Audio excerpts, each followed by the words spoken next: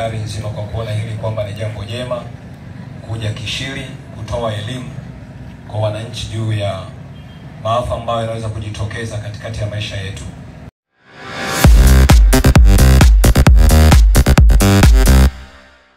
Serikali nzima kwa kuona hili kwamba ni jambo jema kuja Kishiri kutoa elimu kwa wananchi juu ya maafa ambayo yanaweza kujitokeza katikati ya maisha yetu.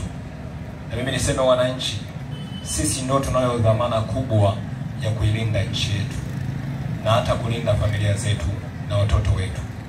Ni kabisa tulipata adha nyingi katikati ya siku chache, ni wafanyakazi wengi na wafanyabiashara walibaki ndani na hata kupoteza mali zetu.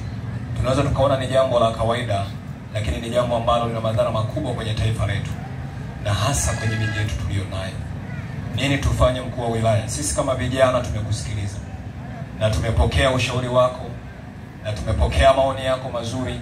Tunatamani vijana wa Kishiri na vijana wa taifa la Tanzania tutende wema kwa ajili ya nchi hii.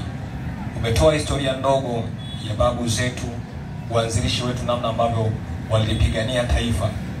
Tumebahatika kusoma, tumeona wengine tumekaa Bagamoyo kwa kipindi kifupi. Wenzetu walibeba makongo magumu kwenye taifa hili. Hivyo niombe tutumie vizuri mitandao. Jambo la kwanza, Watanzania lazima tujue namna gani tunapokea taarifa.